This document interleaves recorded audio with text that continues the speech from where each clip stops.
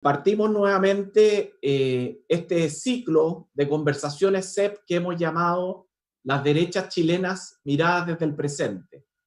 En los últimos meses, como les decía, hemos asistido a un importante debate sobre los contornos y límites del pensamiento de derecha y las distintas tradiciones y referentes que conforman su heterogéneo y dinámico ideario. Ya poco hablan como si se tratara de una corriente monolítica y unívoca. El plural de derechas denota, en efecto, la multiplicidad de variables que entran en juego cuando se le estudia. Dicha pluralidad tiene razones históricas, por cierto, filosóficas, políticas, económicas, sociales y también culturales. En fin, hemos sido testigos de una efervescencia intelectual en distintas corrientes de las derechas. Es por esta razón que en el Centro de Estudios Públicos hemos organizado este ciclo de 3 sesiones que hoy comenzamos. Agradezco a Juan Luis Sosa, a Carmen Lefulón, Lucas Sierra, Silvia Izaguirre y Aldo Mascareño, con quienes hemos pensado y trabajado este ciclo.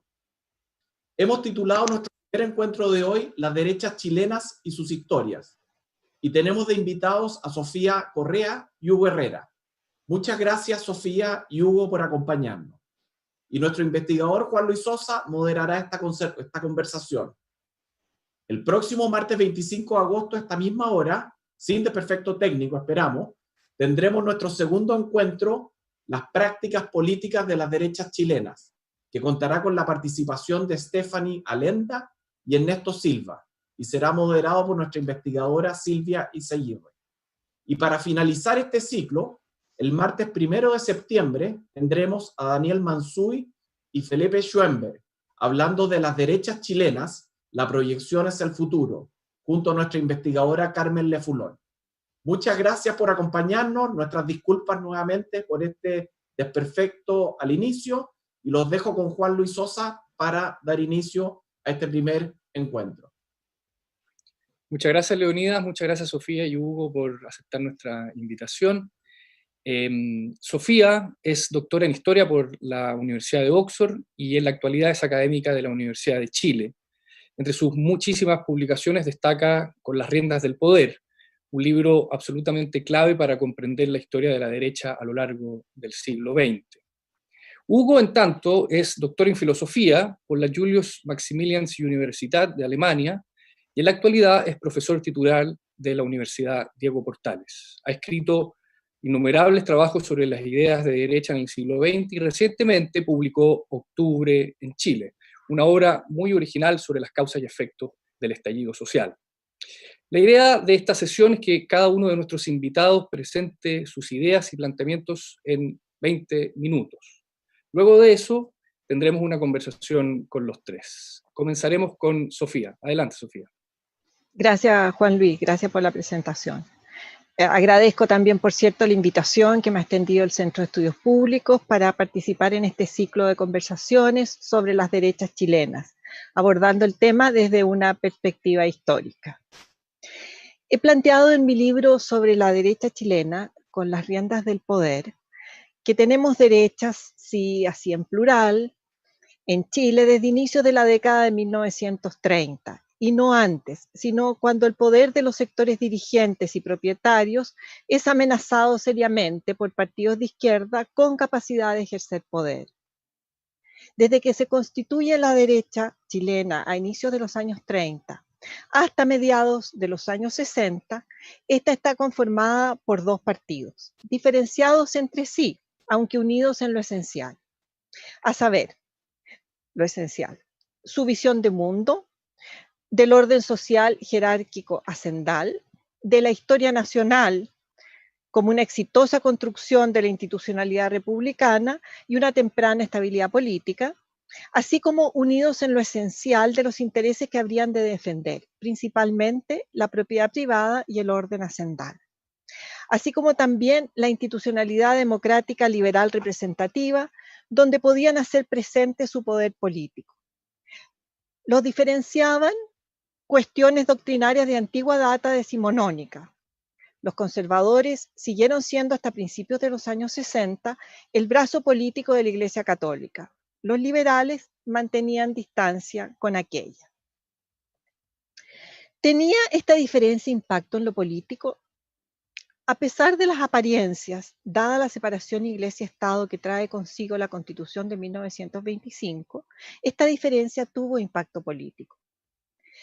Así es como, por motivos doctrinarios remontables a disposiciones papales, los conservadores se negaron a negociar con combinaciones políticas que incluyeran al Partido Comunista. Los liberales, en cambio, se entendieron perfectamente y permanentemente con los radicales que manejaban el poder ejecutivo, aliados a socialistas y comunistas. Buscaron cooptarlos y atraerlos hacia su visión política. Lograron neutralizar la sindicalización campesina y asegurar el apoyo estatal a la empresa privada.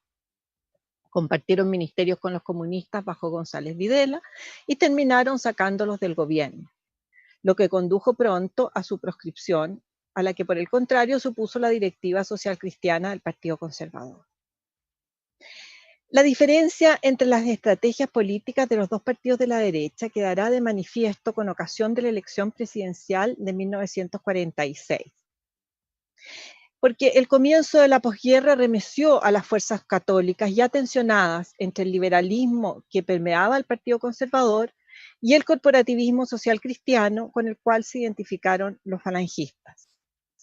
El liderazgo de Eduardo Cruz Coque, social cristiano y populista, terminaría por quebrar la alianza liberal conservadora en las elecciones presidenciales de 1946 y eventualmente al mismo Partido Conservador con ocasión de la discusión de la ley anticomunista en 1949.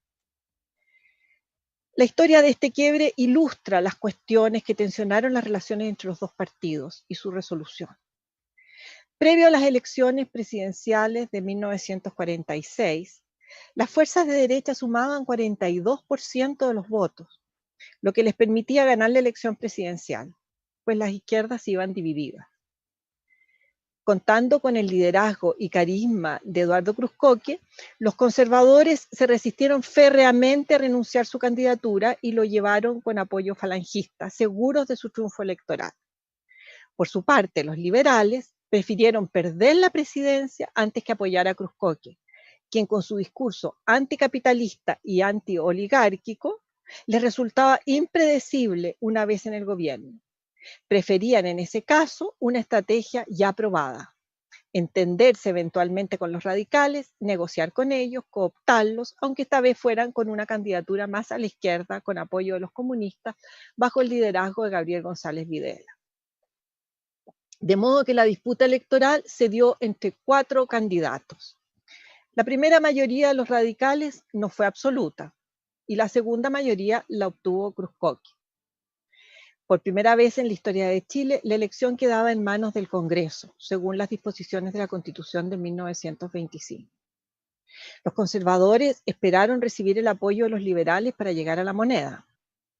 Estos, en cambio, antes que elegir un conservador populista, prefirieron negociar con los radicales y se concentraron en 2 aspectos centrales para los intereses de la derecha: que la sindicalización campesina se fijara por ley y no dependiera de una decisión administrativa para contenerla, y pidieron su lugar en el gabinete para neutralizar a los comunistas. La ruptura entre los dos partidos de derecha parecía irreparable. Sin embargo, el quiebre del Partido Conservador permitió rehacer la alianza liberal conservadora con la fracción capitalista de este partido. Y así tanto liberales como conservadores se hicieron parte del gobierno González Videla cuando éste rompió con el Partido Comunista. Los conservadores socialcristianos continuaron moviéndose hacia la izquierda, en alianza con los falangistas, para eventualmente conformar el Partido Demócrata Cristiano, que nació a la vida política como una vía alternativa a izquierdas y derechas, adoptando muy pronto una retórica revolucionaria que los acercaba más a las izquierdas que a las derechas. La capacidad de negociación de los liberales descansaba en la fuerte representación parlamentaria de los partidos de la derecha.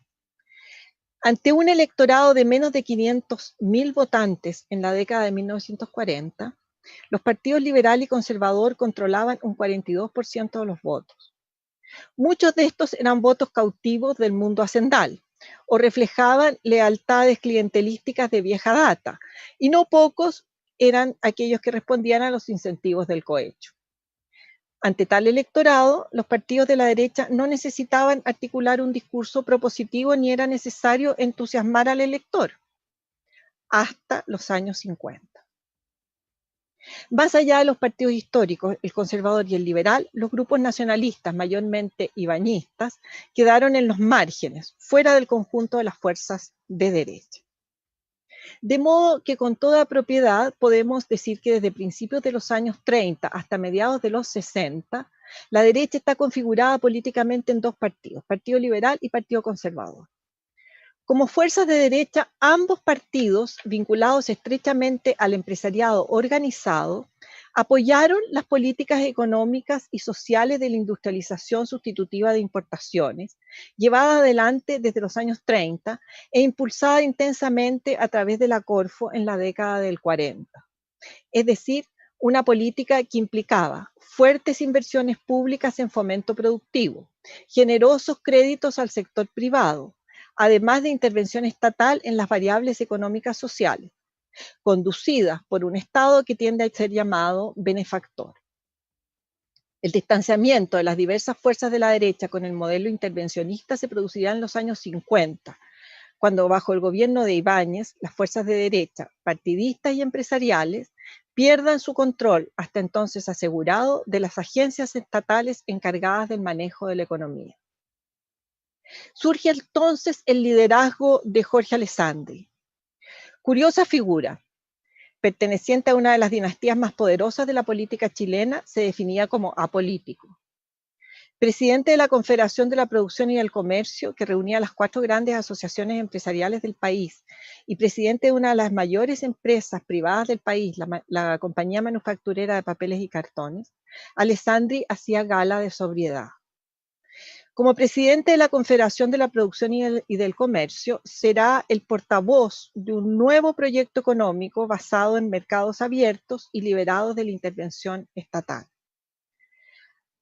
A pesar de un llamativo éxito inicial, el nuevo modelo económico sufrió un estruendoso fracaso en su gobierno, que repercutió dramáticamente en los dos partidos de derecha, por varios motivos.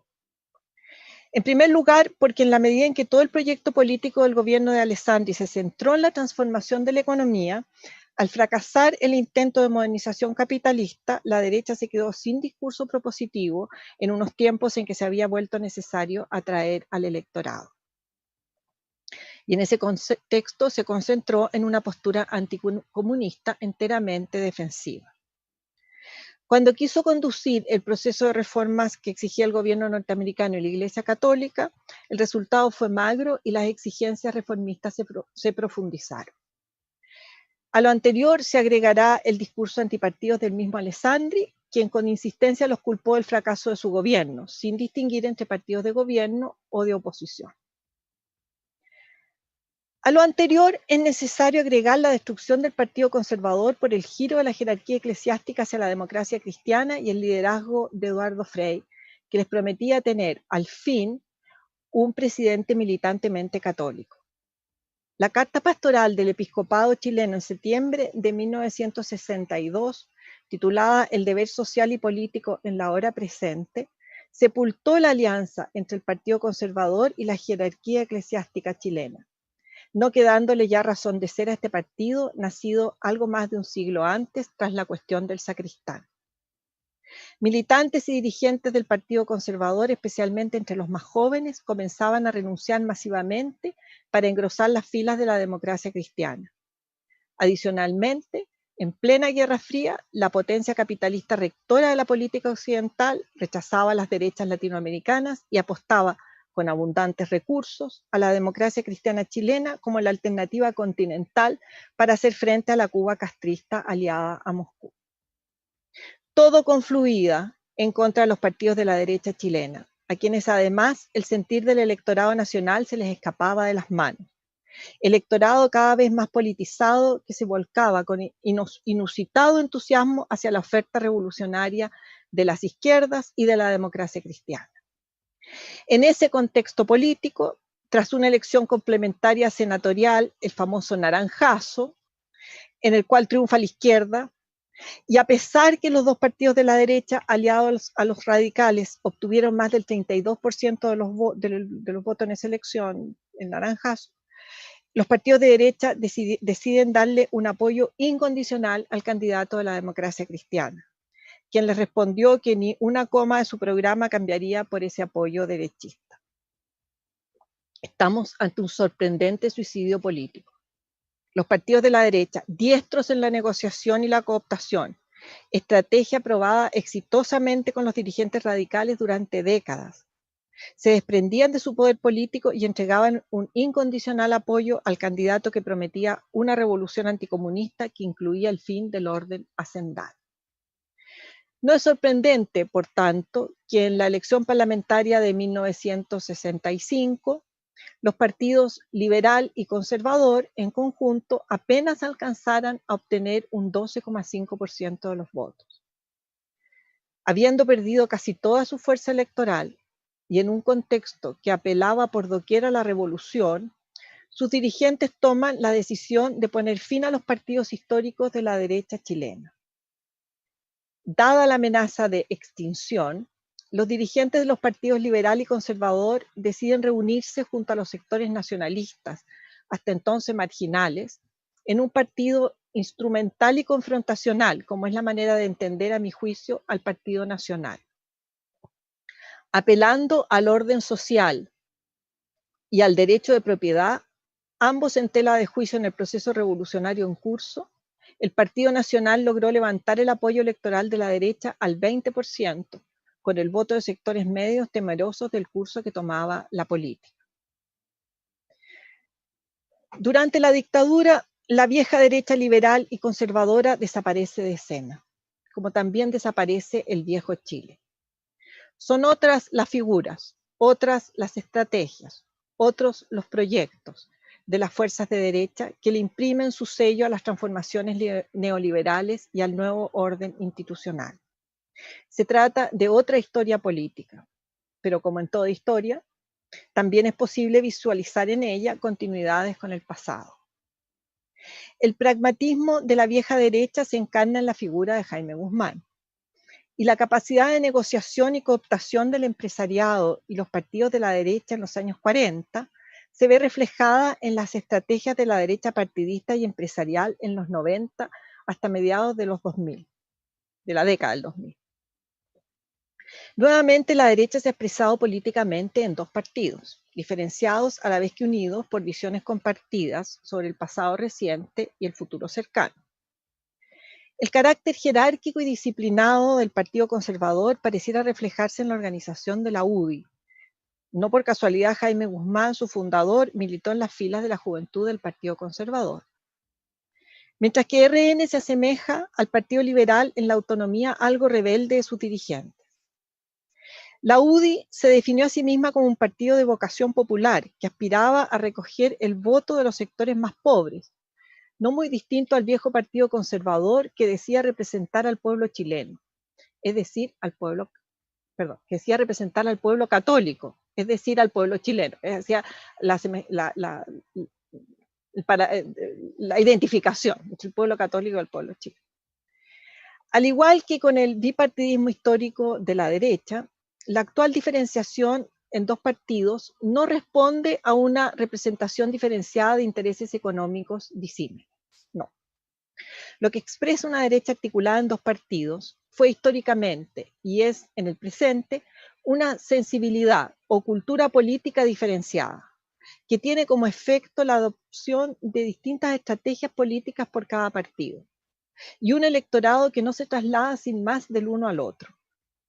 No obstante, sus partidos comparten su adhesión al desarrollo capitalista impulsado por la empresa privada y un orden institucional que les permite utilizar su poder político como instrumento de negociación en defensa de intereses y visiones de mundo compartidas. Muchas gracias. Muchas gracias, Sofía, por este magnífico barrido por la historia de la derecha en el siglo XX. A continuación, entonces, dejo con ustedes a Hugo Herrera. Adelante, Hugo. Muchas gracias, Juan Luis, y quiero agradecer también al CEP por la invitación. A ver, es de uso común, o era de uso común, eso ha cambiado un poco en el último tiempo, entender a la derecha chilena como un sector más bien monolítico. El último lustro de la dictadura y las 2 décadas de la transición están efectivamente marcados por por una hegemonía de tipo peculiar en la derecha. Podría llamársela como hace Jovino Novoa, Chicago gremialismo. Es la conjunción operativa de 2 tradiciones. Por un lado, un pensamiento de raíz, lo podríamos llamar friedmaniana, que asume un atomismo social radical, en virtud del cual la sociedad es una agregación de individuos concebidos como entidades autónomas, así como la tesis de que la base de un orden político adecuado es un orden económico neoliberal. Por otro lado, consta el pensamiento gremialista, articulado desde fines de los 60 por Jaime Guzmán, según una interpretación peculiar de la doctrina social de la Iglesia, que aboga por la despolitización de los cuerpos intermedios, hasta de la política, uno podría decir, y por un papel eminentemente abstencionista o gendarme del Estado. Desde los 80 hasta más o menos 2010, esta, podría decirse, fue la visión indisputada en la derecha chilena. Si se estudia la historia larga de ese sector político, en cambio, es posible percatarse de la presencia de otras tradiciones. Lo que quiero plantear es que en ese pasado de la derecha es posible encontrar antecedentes relevantes para la comprensión de la situación política presente. Más aún, que hay algo que merece la pena ser rehabilitado. Lo que intentaré mostrar en esta exposición es primero que en esa historia larga existen corrientes distintas de la síntesis dominante en la dictadura y la transición. Además, que en esas otras corrientes es posible pesquisar un acervo ideológicamente denso y hermenéuticamente dotado. En fin, que esas corrientes permitirían revitalizar un pensamiento que en su inclinación economicista de peculiar cuño deviene, me parece, inhábil para comprender adecuadamente la situación. ¿Qué es la derecha? Una pregunta así merece ciertas aclaraciones. Por varias razones parece difícil identificar algo así como una esencia de la derecha, o una esencia común a las derechas. Derecha e izquierda son términos relativos, dependen el uno del otro. Si no hay izquierda, tampoco hay propiamente derecha, y del tipo de izquierda que haya, también depende el tipo de derecha ante el que nos hallemos. Derecha e izquierda además son términos polisémicos, se usan respecto de campos diversos, el político institucional, el económico, el moral, incluso uno podría decir el estético. Las posiciones admiten ser combinadas y, por ejemplo, el estatismo económico aparecer unido al liberalismo moral y al autoritarismo, o el liberalismo económico al conservadurismo moral y una postura democrática liberal, etc. Más aún, los énfasis con los que se asuman las distintas posiciones también afectan la localización en el espectro político. Hoy los socialistas son más moderados que los comunistas, pero su patetismo revolucionario en los 60 y 70 llevaba a invertir las ubicaciones. Los fascistas italianos eran, en su aprecio al Estado, en cierto modo más de izquierda que los liberales, pero por su estilo y acciones directas tendemos a ponerlos más a la derecha que a los usualmente más circunspectos partidarios de la economía de mercado y la democracia constitucional. En fin, es definitivamente difícil hablar de una esencia de la derecha o de la izquierda, porque en la política se trata, ante todo, no del pasado, sino del porvenir. A diferencia de objetos predefinidos por su esencia, la esencia humana se caracteriza por estar más allá de esa esencia. Estamos originariamente puestos ante la tarea de decidir nuestro destino. Las decisiones personales y colectivas van conformando el panorama político de maneras dinámicas. Las decisiones adoptadas dentro de una tradición modifican esa tradición. Se producen mutaciones no solo de las situaciones en las que opera un conglomerado político, sino también de los criterios según los cuales ese conglomerado se comprende a sí mismo. Derecha e izquierda van cambiando, ellas se deslindan una y otra vez respecto de la otra, pero además ambas van alterándose de forma que el conjunto total del panorama político va cambiando, sin detenerse jamás. No hay una esencia objetiva de la derecha, pero entonces, ¿cómo saber de la derecha qué es? Que no quepa estacarla a una esencia objetiva no significa que sea una posición puramente arbitraria. Sus contornos, aunque difusos y cambiantes, son discernibles. Para que la definición no sea una mera ideación desarraigada, es necesario atender a la historia, vale decir, a la realidad en la cual encarna y se configura concretamente, siempre admitiendo, empero, el dinamismo. Hay diversos estudios, entre los cuales los de Sofía Correa tienen un papel fundamental, que muestran plausiblemente la ligación de la derecha chilena con la oligarquía social y económica. Aquí quisiera complementar este tipo de aproximaciones y mostrar que la derecha también ha tenido corrientes no oligárquicas, de distintas maneras. Si uno va al siglo XIX, claro, no hay propiamente lo que hoy entendemos por derecha, pero está el Partido Conservador. Abdón Cifuentes organizó y apoyó a través de la Unión Católica a círculos de trabajadores de barrios populares. Esta actitud tiene una continuidad que sigue hasta el siglo XX. La publicación de Rerum Novarum en 1891 influyó extensa y profundamente en los conservadores chilenos. A comienzos del siglo XX, Alfredo Barros impulsó las primeras leyes sociales. Pablo Marín y Emilio Cambié, ambos conservadores, fundaron la Federación Obrera de Chile. Un tiempo más tarde se las arrebataría al Partido Conservador la izquierda, pero la fundación le corresponde al Partido Conservador. Y junto a otros, como Juan Enrique Concha, el autor de Cuestiones Obreras, contribuyen decididamente al desarrollo de las organizaciones de trabajadores.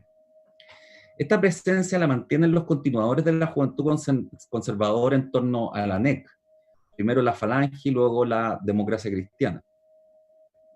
El particular destino de la democracia cristiana en Chile no le quita a ese partido su raigambre conservadora, ni impide notar que en las democracias más avanzadas, como la alemana, la francesa, la italiana o la austríaca, y hasta en el nivel de la Unión Europea, con el Partido Popular Europeo, los socialcristianos forman como conservadores en alianzas de derecha.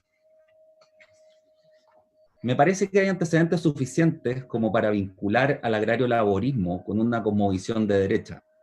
No solo la izquierda entendía al agrario laborismo como una fuerza de derecha conservadora y burguesa. Los propios agrarios laboristas se comprendían como claramente enfrentados a las fuerzas de izquierda y a la ideología de la lucha de clases. En la época en que se deciden apoyar a Ibáñez, insisten en su antimarxismo, en su defensa del principio de autoridad y el orden, en su rechazo a la tributación excesiva y en su exigencia de justicia social. Hay una declaración del Partido Agrario Laborista en la que se alinean en la disputa entre Estados Unidos y la Unión Soviética, tempranamente con Estados Unidos. La ampliación de la matriz ideológica de la derecha adquiere envergadura si a la referencia que podríamos llamar, a lo que podríamos llamar, su historia fáctica durante el siglo XX, se agrega una historia intelectual de ella.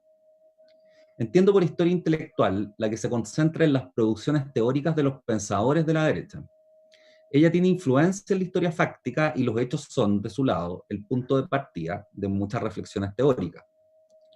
También ha ocurrido que los intelectuales de la derecha han actuado en política. Así, Francisco Antonio Encina, Tancredo Pinochet, Alberto Edwards y Mario Góngora. Además, hay políticos que llevan adelante reflexiones intelectuales de calado, como Jaime Guzmán.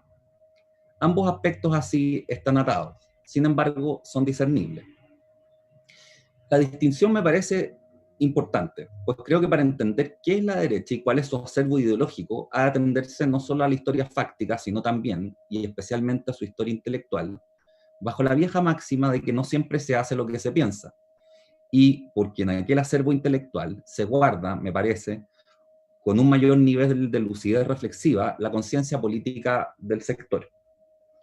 Ciertamente que la historia fáctica de la derecha chilena durante el siglo XX y el actual muestra una hegemonía del elemento oligárquico, y las corrientes social cristiana y nacional popular han tenido una influencia menor. Mas si se atiende a la historia intelectual del sector, creo que la tesis de un predominio oligárquico debe ser complementada, pues lo que ha prevalecido ideológicamente son las corrientes nacional, popular y social cristiana. En ellas es donde se encuentran los discursos más complejos y hermenéuticamente más lúcidos.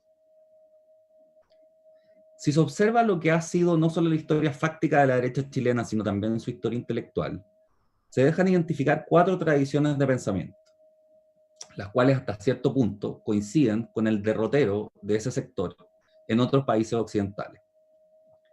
En algunas de las 4, el factor oligárquico es más determinante que las otras, donde no se presenta más allá del grado en el cual lo oligárquico está repartido por toda la actividad nacional y política. Esas 4 tradiciones han operado como aliadas y también se han distanciado en ciertos momentos. No se trata de compartimentos estancos, sino que se comunican entre sí.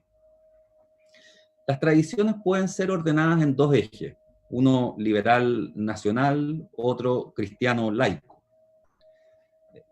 De ahí uno puede situar los cuadrantes. Dentro del grupo cristiano se distingue una tradición cristiana y liberal, moralmente conservadora, pero vinculada en lo económico a nociones como el librecambismo, el capitalismo y últimamente la subsidiariedad negativa, y otra social cristiana o cristiana y no liberal, conservadora moralmente, quizás no tanto como la anterior, con más énfasis en lo social, pero más cercana al compromiso con las clases populares y las organizaciones de trabajadores.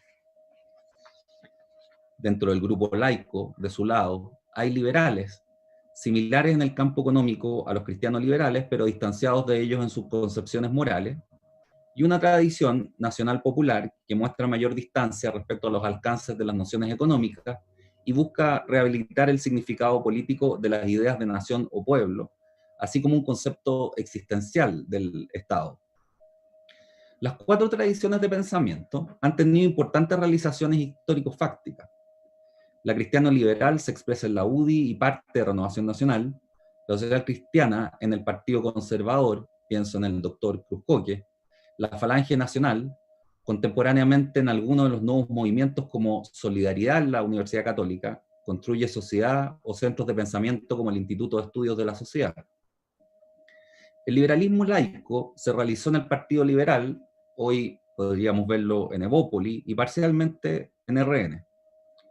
La tradición laica y nacional popular se expresa en el Partido Nacionalista de 1915, es un partido fugaz, por llamarlo de algún modo, pero después en el Partido Agrario Laborista, en el Partido Nacional, en el Frente Nacional del Trabajo y por distintas vías en Renovación Nacional. En otros casos es más difícil hacer una clasificación. La democracia cristiana es de raíz social cristiana, su pensamiento económico en la transición, sin embargo, fue más bien liberal. Los gremialistas fueron social cristianos en una época y cristianos liberales en otra. Respecto a los pensadores de la derecha o políticos con talante más intelectual, las categorías identificadas también logran aplicación, me parece. Barros Arana o Luis Barros, por ejemplo, se incluyen entre los liberales laicos. Encini y Edwards son nacional populares, Jaime Guzmán, social cristiano primero y cristiano liberal después, Mario Góngora, de joven un social cristiano, pasa a combinar luego elementos social cristianos y nacional populares. La consideración de la historia intelectual de la derecha revela una mayor complejidad y densidad de su pensamiento que la síntesis más usual de las últimas décadas. La apropiación reflexiva de esta historia permite poner en perspectiva el estado ideológico, a mi parecer, deficitario de ese sector, lo que ha venido siendo diagnosticado por varios como su precariedad hermenéutica acentuada. Esta indicación se hace especialmente plausible en el caso del ensayismo chileno, por llamarlo de algún modo. En él, la derecha política puede entroncar con una de las tradiciones más robustas del pensamiento político nacional, si no la más robusta. En las obras de Francisco Antonio Encina, Alberto Edwards y Mario Góngora, por mencionar a 3 de las cabezas más destacadas, se contiene una reflexión en la cual existe plena conciencia de los aspectos fundamentales de la hermenéutica de los asuntos humanos. Con diversos énfasis tematizan los polos de la comprensión, uno más abstracto de las instituciones y los discursos que les dan sustento, otro más concreto del elemento humano y el territorio. Se refieren a sí mismo explícitamente a las diversas posiciones comprensivas, los 3 con distintos énfasis. Una más racionalista, que marca el acento en las elaboraciones de la mente y se inclina a entender la tarea política como una subsunción de la realidad bajo reglas e ideas, defender las ideas. Otra eventualmente romántica, que tiende a una entrega hacia el significado concreto de la situación, perdiendo capacidad de brindar la articulación. Entre ambas inclinaciones consta otra posición que admite diversas variables, pero que se caracteriza por atender a la vez tanto al sentido más abstracto de las reglas e instituciones, cuanto al significado más concreto de la situación, en un esfuerzo por mediar entre ambos sentidos. El pensamiento hermenéutico de los ensayistas permite alcanzar un criterio orientador de la comprensión política. Si las crisis dependen de un desajuste entre los aspectos institucionales y discursivos a un lado y al otro, los factores concretos, la salida institucional a las crisis queda referida a arreglos políticos en virtud de los cuales la situación concreta vaya encontrando expresión y acogida en lo discursivo institucional. Este criterio general se halla aún en la esfera de los principios. Se trata, empero, de un principio que puede ser llamado concreto o existencial, en la medida en que remite explícitamente a la consideración de la situación. Su cumplimiento exige atender a la realidad concreta y en ella reparar en los factores y tensiones específicas que la afectan para recién luego proponer maneras de organizar esos factores y tensiones de modos desplegantes. Construir institucionalidad.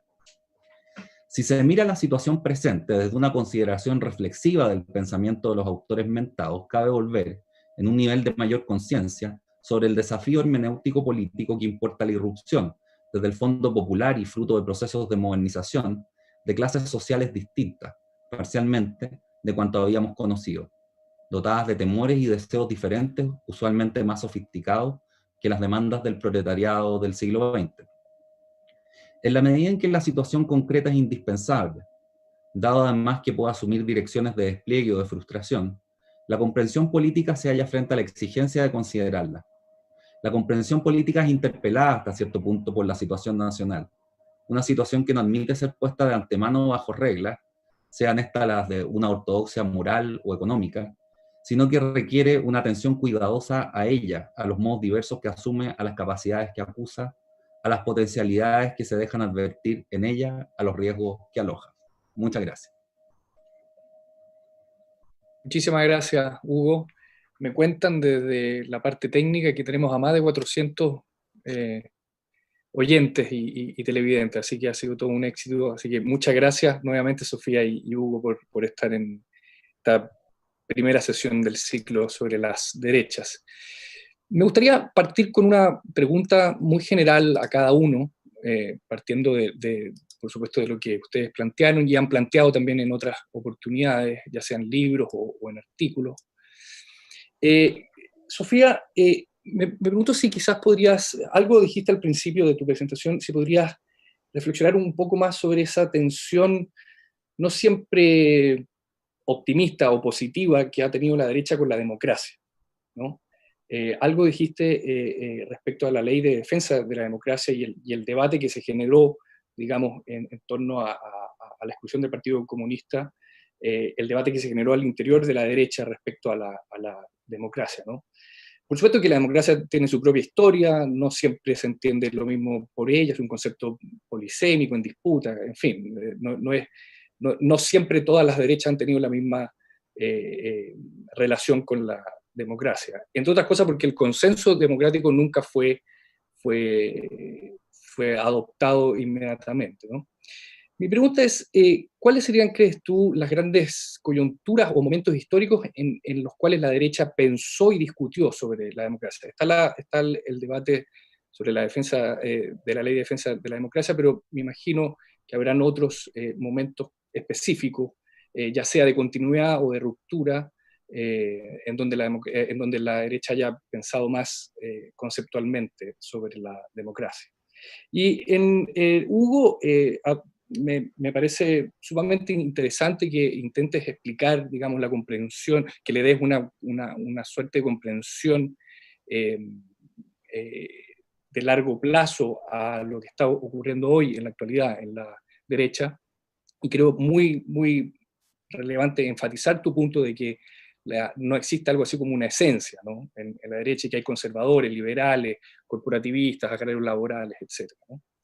Ahora, tengo una pregunta respecto a esa división, o lo que yo podría llegar a ver es una división metodológica entre la historia intelectual que tú utilizas en tu análisis y lo que podríamos llamar una historia política, o de las prácticas políticas.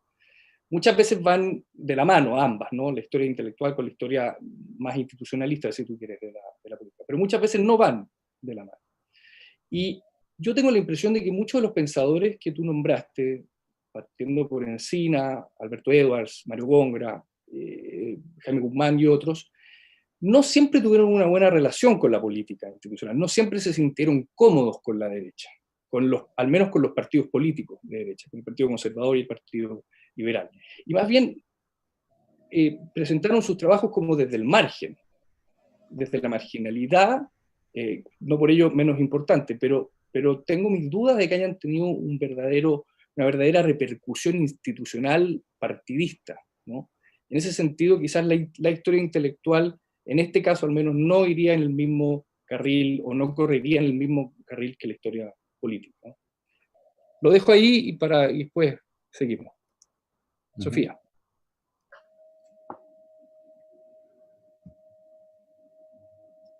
El micrófono, Sofía.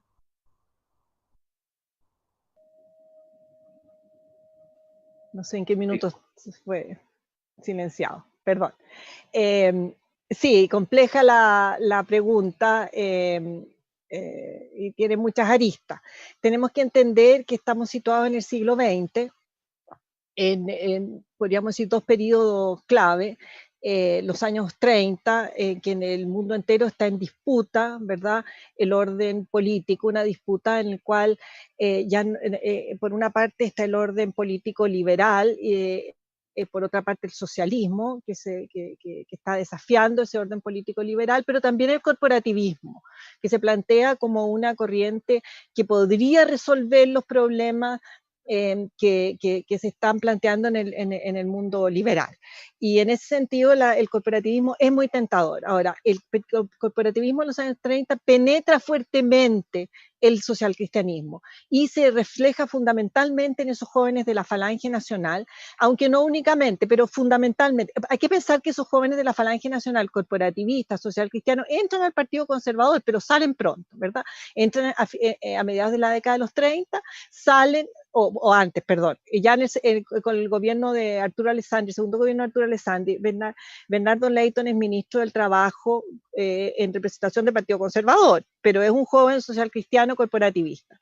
Y que se salen del partido el año 39. Y ahí hacen toda una historia que es más vinculada a las fuerzas de centro izquierda, laica, y van reformulando y reposicionándose. Pero la Segunda Guerra Mundial es clave en ese sentido de que ya está derrotado el corporativismo, entonces hay una reformulación dentro de los jóvenes socialcristianos corporativistas hacia el mundo de la democracia, a través de Maritain, que no había tenido mucha repercusión antes de la Segunda Guerra en el mundo católico, ni mucha aceptación en el Vaticano tampoco, y entran a reformular y abandonar el corporativismo, ¿verdad?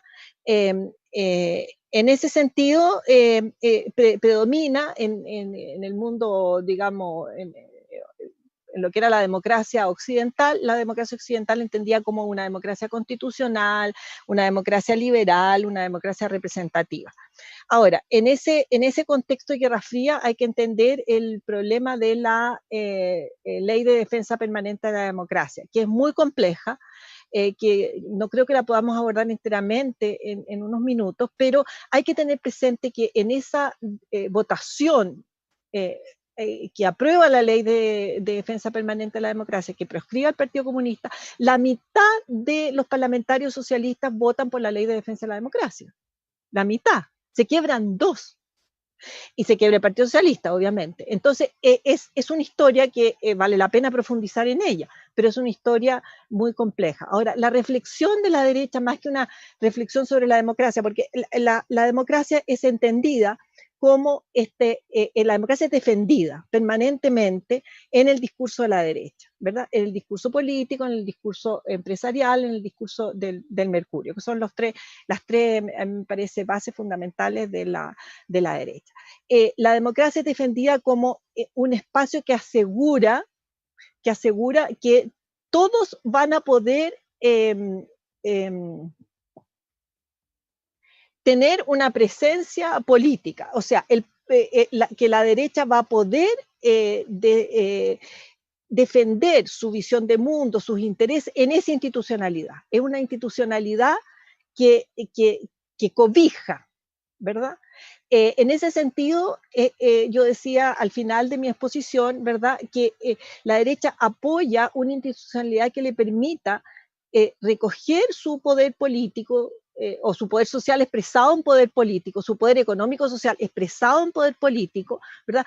Pueda ser recogido para allí, no para imponer, sino para allí poder negociar y defender su espacio, ¿verdad? En ese sentido, pienso yo que se entiende la democracia. Ahora, lo que la derecha más le interesa es el orden y la historia. Es una historia de la cual se siente heredera exitosa, una historia política heredera exitosa, ¿verdad? Y el orden social, el orden político. En ese sentido, así lo visualizo yo. Ahora, yo pienso que yo discrepo bastante con Hugo respecto al lugar que tienen estos ensayistas en el pensamiento de derecha, y pienso que también tenemos que diferenciar, porque si estamos hablando de las fuerzas políticas de derecha, hay un cierto pragmatismo, ¿verdad? O sea, las fuerzas políticas de derecha no han sido nunca, ninguna fuerza política ha sido nunca un cenáculo filosófico, entonces tienen que interpretar el mundo que les toca vivir y actuar políticamente en ese contexto, ¿verdad? Y el problema de Alberto Edwards es que Alberto Edwards tiene en la fronda aristocrática, Alberto Edwards es un gran historiador y tiene una variedad enorme de textos y de visiones muy, muy fascinantes, pero en la fronda aristocrática hay una morfología clarísima que comienza y termina en Portales, o sea, la opuesta de Alberto Edwards es por una figura fuerte, una figura que se impone desde su propia carisma y desde su propia moral, llamémoslo así, ¿verdad? Desde su propia capacidad ética y de que el espíritu de Portales se imbuye en el espíritu de la nación, y entonces la nación pasa a ser el reflejo del espíritu de Portales. Esa idea portaliana, que es clave en Alberto Edwards, implica siempre la apuesta por una figura que pueda resolver los problemas políticos imponiéndose por sobre el conflicto de las partes. ¿Entiendes? Entonces, eso lo encuentro bien complicado de dirigir como un pensamiento paradigmático de la derecha. Me pasa eso. Sí. Eso para no acaparar mucho el tiempo. Gracias, Sofía. De hecho, bueno, ahí te hago el pase, Hugo, porque van como en la misma línea, al parecer. El micrófono, Hugo. Estamos maquineados.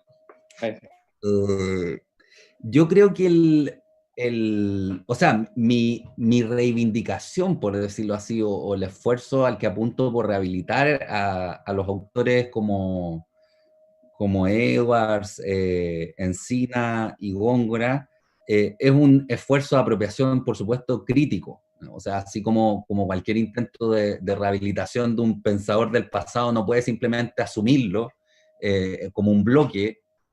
Creo que en el caso de estos, a mí lo que más me interesa es su aproximación hermenéutica. En el caso de Edwards, sobre todo, en su aproximación sociológico-histórica.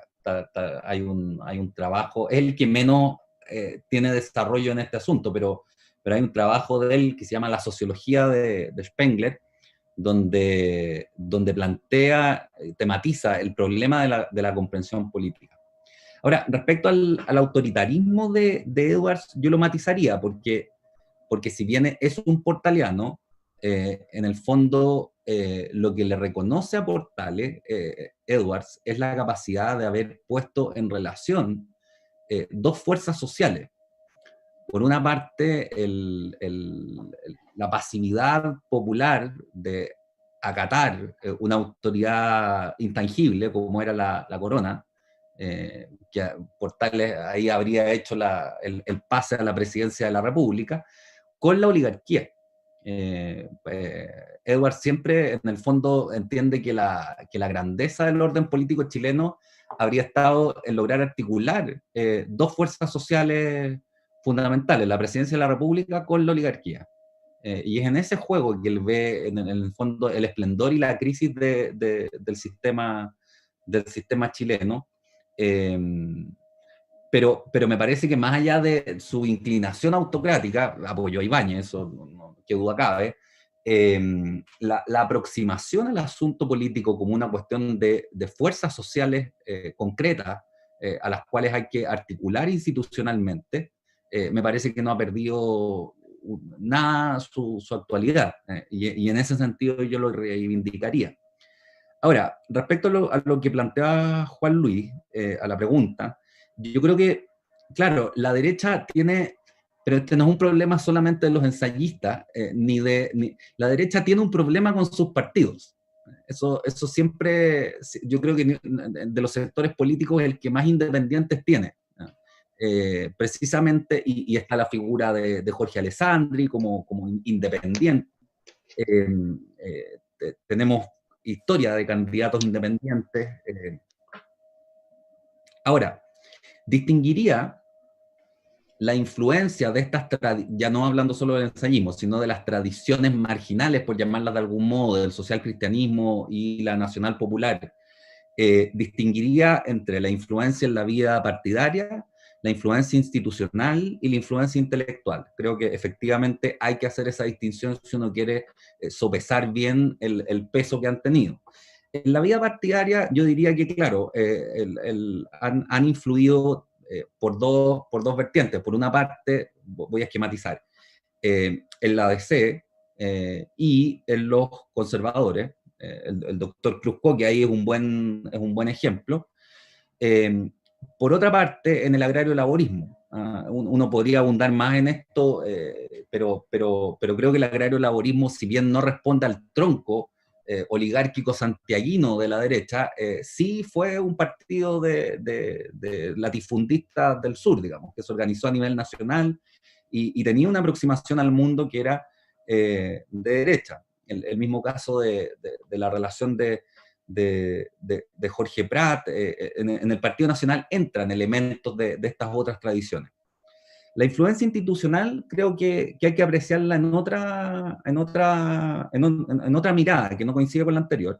Y ahí creo que, por ejemplo, la participación de Encina en el debate educacional del centenario es muy relevante, y lo mismo la participación de Luis Galdames en el debate constituyente.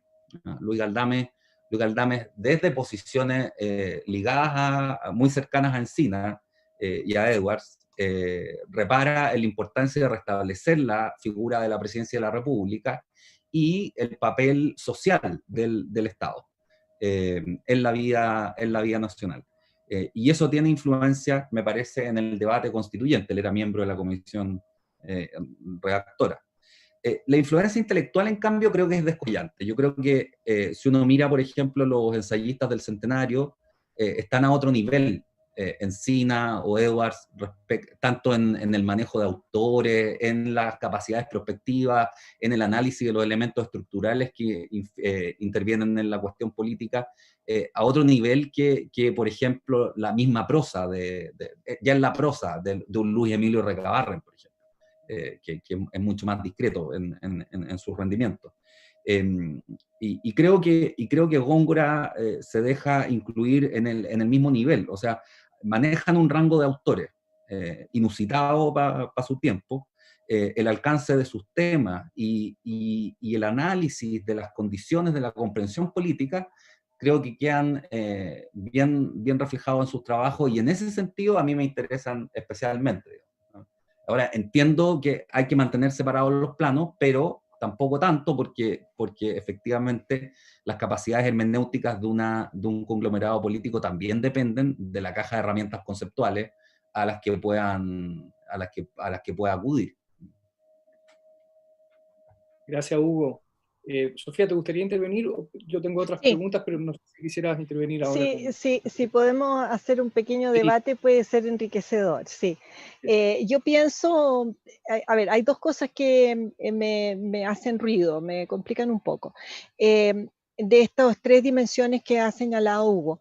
En la vida partidaria del Nacional Popular, entiendo que el Partido Conservador está fuertemente tensionado por la corriente social cristiana y efectivamente, como yo también analicé brevemente en la exposición de hoy y trabajo en el libro, pienso que hay una tensión muy fuerte que se expresa a mediados de la década del 40 y que termina por romper el Partido Conservador y que los socialcristianos se van, aunque Eduardo Cruzcoque se queda en el Partido Conservador, pero se queda como una figura secundaria, habiendo sido un gran su candidato fundamental. El agrario laborismo no. El agrario laborismo hay que diferenciar dos momentos. Uno es el Partido Agrario, que se funda con los agricultores del sur.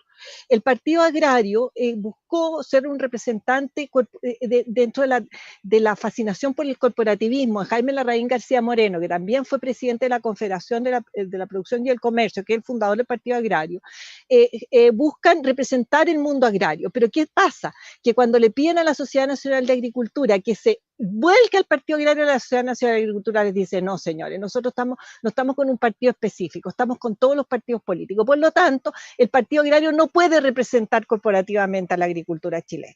De allí entran otros elementos que vienen a configurar y el partido cambia y se llama Partido Agrario Laborista. En ese momento, cuando el Partido Agrario Laborista como tal apoya a Ibáñez, se sale del partido su fundador, Jaime Larraín García Moreno, y se sale Sergio Onofre Jarpa. Deja de ser un partido de derecha, pasa a ser un partido de izquierdas, un partido nacionalista, o sea, un partido de izquierdas relativo, o sea, había de todo. Pero ahí estaba Jorge Tarud. Tarud, como ministro de Economía, pone en jaque al empresariado chileno y lleva a la CUT a la moneda. Y necesitan la fuerza para poder traer a la misión Klein Sachs, las fuerzas de derecha, necesitan deshacerse de Tarud y logran que Ibáñez finalmente lo saque como ministro de Hacienda, de Economía, perdón. Entonces, el Partido Agrario Laborista, donde militan figuras que fueron muy centrales después en la democracia cristiana, como Alejandro Ale, y Tarud fue una persona en la izquierda chilena, formó parte de la Unidad Popular. Entonces, el Partido Agrario Laborista, si tú me lo quieres vincular a la etapa primera del Partido Agrario, podría ser, pero eso responde más a esa etapa corporativista, ¿verdad? Que lo que viene a continuación. Sergio Onofre Jarpa, yo no diría que es un corporativista siempre, pudo haber sido corporativista en los años 30, pero después dejó de ser, ¿verdad? Cuando funda el Partido Nacional, no me parece a mí que lo funda como una figura que quiera restablecer el corporativismo en Chile, ni mucho menos, sino... Y el problema con los ensayistas y con el énfasis en Encina y Edwards y Luis Galdame es que está habiendo una asociación, tú estás estableciendo una asociación directa entre pensamiento de derecha y presidencialismo autoritario o presidencialismo. El presidencialismo siempre tiende a ser autoritario. A mi juicio, el periodo más rico de la historia chilena, de historia política chilena, es el parlamentarismo, es el periodo del salitre, ¿verdad? Que, bueno, obviamente termina mal, porque termina en Alessandri y en la Constitución del 25, que destruye toda la historia parlamentarismo. A mi juicio, todo el discurso historiográfico antiparlamentario se construye a partir de reforzar el presidencialismo. Ahora, el año 25, el Partido Conservador es contrario al presidencialismo. El año 25, los radicales son contrarios al presidencialismo y buena parte de los liberales también. El presidencialismo de la Constitución del 25 es impuesta por Alessandri y los militares, y eso está claramente ya visto. Y entonces, vincular pensamiento de derecha a presidencialismo y presidencialismo fuerte, a mí me parece que es parcial. Y de hecho, los dirigentes de Renovación Nacional, y no sé si de la UDI, pero al menos el caso de Alamán, por ejemplo, en los años 90, a principios de los 90, fueron partidarios en un movimiento que hubo muy interesante intelectualmente en Chile, de reformar la Constitución del 80 hacia una Constitución. Se hablaba de semipresidencial, semiparlamentaria, se buscaron distintas opciones. Ese es un momento intelectualmente muy rico, esa discusión que se da sobre el régimen de gobierno a fines de los 80, principios de los 90. Eso obviamente quedó en nada, en la medida en que para la concertación era necesario continuar con un presidencialismo fuerte, porque había que neutralizar a los senadores designados, había que neutralizar a Pinochet, etcétera, etcétera. Entonces, pero el costo fue que nunca se volvió a volver a mirar, no se volvió a volver a mirar este presidencialismo. Entonces, eso para debatir un ratito con Hugo. Está perfecto, fantástico. Yo creo que de hecho, Sofía, vamos a tener la discusión sobre presidencialismo y semipresidencialismo en el debate constituyente, no cabe duda. Pareciera ser un problema que le preocupa más a la derecha que a las izquierdas, me parece, la relación entre presidencialismo y semipresidencialismo. Hugo, a ver, Sí, ¿cómo reacciona? Querría hacer cuatro brevísimos comentarios. Lo primero, no he vinculado necesariamente, y creo que por lo mismo he hecho todas las distinciones que he hecho, a la derecha con el presidencialismo. Si bien en el caso de los ensayistas coincide que los tres, y destaco que en términos intelectuales es la tradición que me parece más solvente, dentro del acervo ideológico de la derecha, efectivamente coinciden en respaldar al presidencialismo. En ese sentido, creo que además en el centenario ya era difícil decir que el parlamentarismo seguía siendo un régimen que, aunque eventualmente uno pudiera destacar algunos de sus aspectos, estaba algo así como en forma. Ya se detectaba la crisis, y fue una crisis que decanta en los años 20 y de la cual el país no sale sino hasta entrados los años 30. O sea, fue una crisis profunda. En gran medida debida a una acentuación, por llamarla de algún modo, de la tensión entre las capas dirigentes y la situación popular y el incipiente proletariado. Después, en el tema del agrario laborismo, yo creo que depende también cómo, efectivamente, reconozco que hay dos etapas en el agrario laborismo, eso por cierto, pero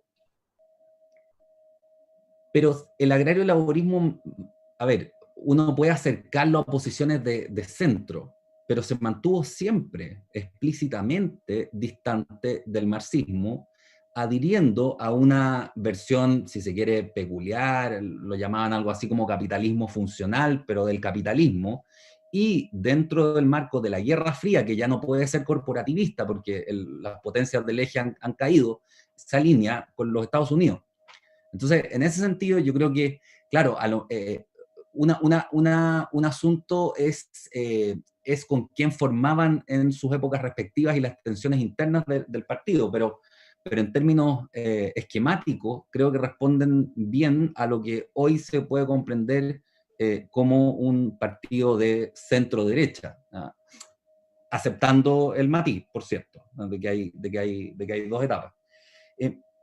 Y lo tercero, a mí me interesa algo que quisiera enfatizar, porque este fue un punto también en el que he discutido harto con Renato Cristi, que es la idea de buscar rehabilitar autores como Góngora, que apoyó el golpe, como Edwards, que apoyó a Ibáñez, y como Encina, qué sé yo, para intentar comprender la situación actual. No me interesa el programa político respectivo para sus épocas. Lo que me interesa es la capacidad interpretativa de la situación. Yo creo que en ese sentido, ese acervo podría ser muy bien aprovechable, podría ser muy bien aprovechado considerando la situación actual.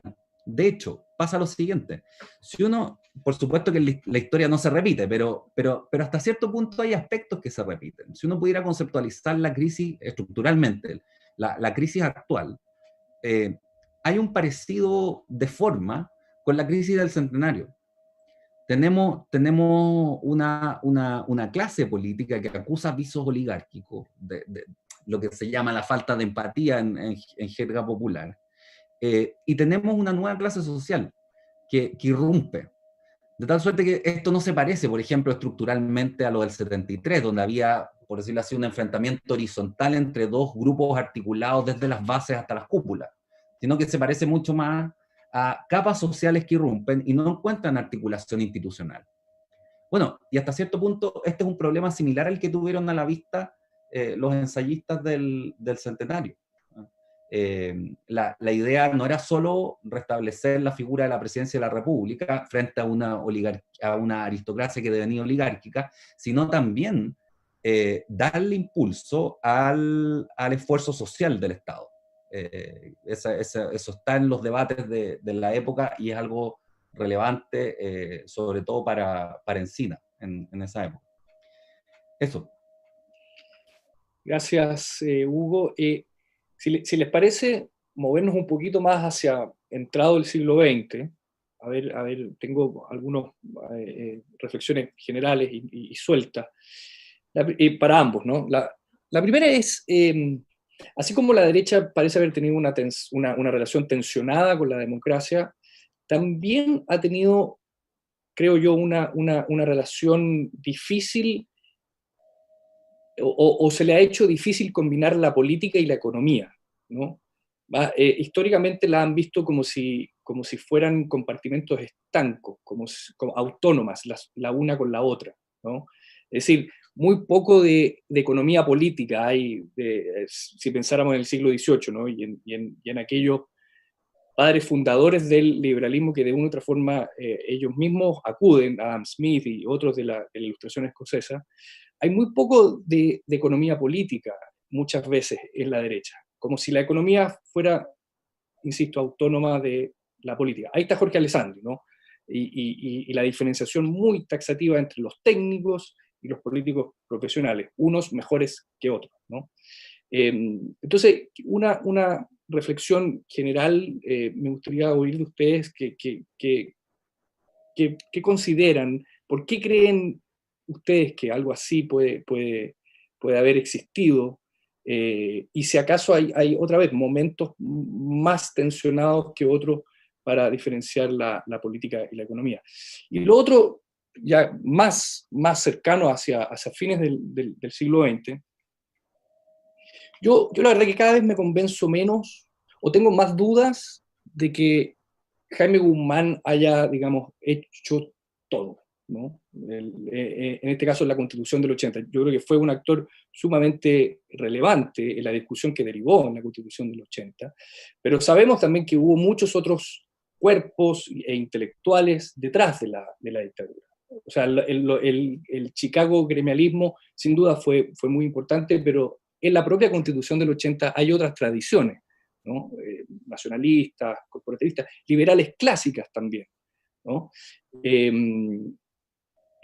Así como en el siglo XIX exageramos quizás demasiado la responsabilidad de Portales o de Andrés Bello, digamos, en la construcción del Estado, me da la impresión que hemos exagerado también, no sé qué opinan, la influencia de Jaime Guzmán como el gran creador, ¿no?, de la dictadura y luego del régimen político señalado por la Constitución del 80.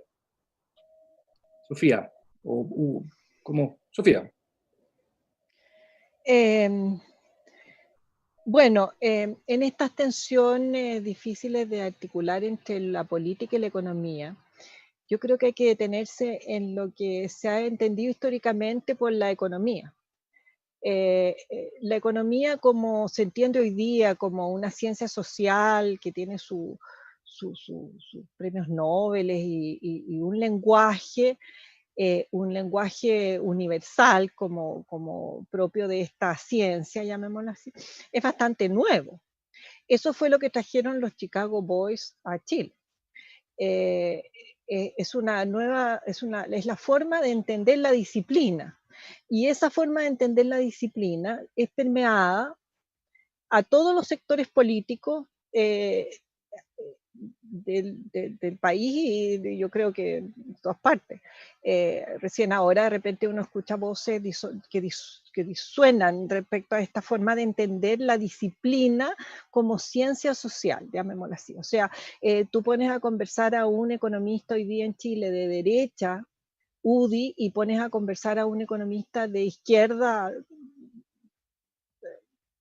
como, no sé, como Nicolás Izaguirre, que fue del Partido Comunista, tú te encuentras con que hablan el mismo idioma. Es un mismo lenguaje, una disciplina que se ha constituido sobre un mismo lenguaje. Y ese mismo lenguaje implica conceptos que miran la realidad de una determinada manera. Entonces, eso hace percibir la relación entre la política y la economía de formas distintas a lo largo de los distintos momentos históricos. No es lo mismo la economía y la política en 1950 que lo que en el 2000. ¿Ya? Entonces, yo creo que eso es una distinción que hay que hacer para entender esta relación entre la política y la economía. Ahora, yo pienso que ha habido poco diálogo y pienso, a mí Jaime Guzmán no me es una figura necesariamente simpática, pero me parece que la síntesis que él hace entre la política y la economía es muy llamativa. O sea, como él gira desde el corporativismo a otras formas de pensar la política y a un orden institucional que recoge la tradición liberal, porque la Constitución del 80 recoge la tradición liberal de la división de poderes, no una constitución corporativista, permeado por el pensamiento de los economistas, llamémoslos neoliberales o Chicago o monetaristas o como queramos llamarlos, pero los economistas que les son cercanos.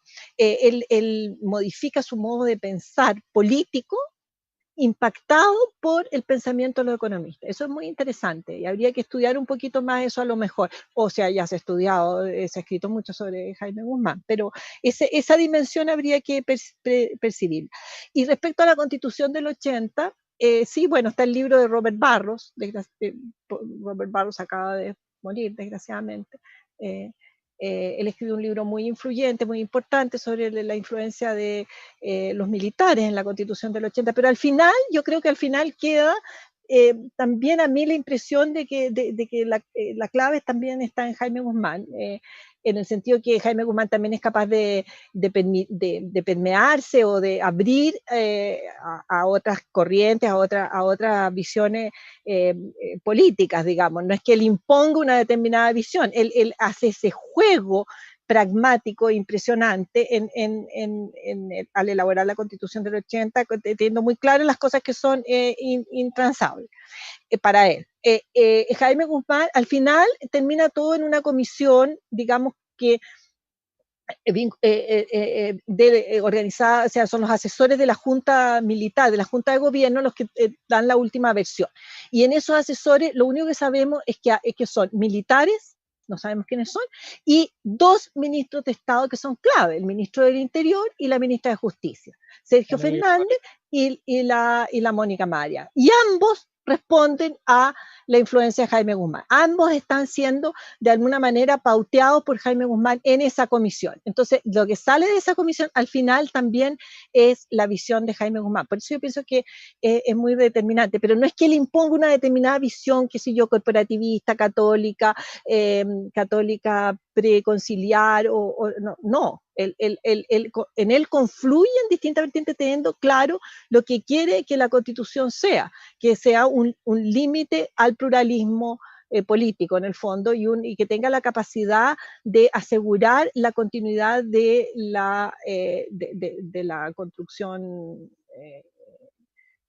económica en el fondo y política del régimen, la dictadura. Por ahí veo la cosa. Logró combinar a Hayek con el cura Lira, digamos. De alguna forma lo logró, ¿no? Claro, y Milton Friedman ¿cómo se llama? Ay, el economista de Chicago, que es más importante que Milton Friedman. Siempre miran a Milton Friedman, pero no solo Harberger, sino que el economista agrario.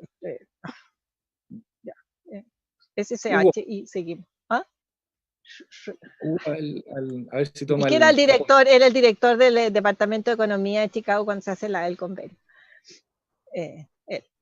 Entonces son varias influencias, pero los economistas son muy importantes en lo de sí. Sí, yo coincido en que hay que hacer una distinción entre, podríamos llamarla la época de los economistas, que es como la época decimonónica fue de los juristas, cuando la ciencia económica irrumpe en Chile y con ciertos estándares. Y eso me parece que uno de los hitos fundamentales es el convenio con la Universidad de Chicago. Más allá de lo que uno pueda evaluar, el hecho es que los estándares de los estudios económicos, bueno, cambian en un país que no tenía relación con universidades de primer mundo, con la intensidad que se generaron a partir de ese convenio. Ahora, creo que antes, claro, la aproximación a cuestiones económicas era más bien heterodoxa, pero creo que en ese carácter heterodoxo hay una cierta riqueza que tiene que ver con la consideración, por decirlo así, de los elementos socioculturales involucrados en el desarrollo económico. Y aquí hay una vieja tesis de los ensayistas, que recoge Góngora, pero que planteó Encina en un primer minuto, y que es la siguiente, que es que el capitalismo, podríamos llamarlo el liberalismo económico, requiere para su instalación y florecimiento de ciertas condiciones culturales. En Europa son las luchas entre la naciente burguesía y el feudalismo, o la nobleza feudal, la que permite que junto con el capitalismo emerja una clase burguesa con conciencia de la laboriosidad, de cierto marco institucional, de su papel incluso cultural en la sociedad. Y bueno, en la cultura, en el contexto cultural chileno, es más difícil apreciar algo así. Y si uno mira por qué tan pertinazmente se mantienen prácticas que son difíciles de conciliar con el avance hacia un estadio superior del capitalismo, más allá de una economía eminentemente extractiva, que es como la OCDE nos tiene todavía conceptualizado, probablemente tenga que ver aquí el factor cultural, de que no se forjó una clase burguesa en sentido propio, y el capitalismo parece más bien un capitalismo de conquista, lo llama Góngora, o qué sé yo, del zarpazo o del triunfo en la empresa, pero no como una actividad más meticulosa y todo lo demás. Ahora, eso por cierto, a eso por cierto hay que agregarle las configuraciones institucionales que ha tenido, las peculiares configuraciones institucionales que ha tenido el sistema capitalista en Chile.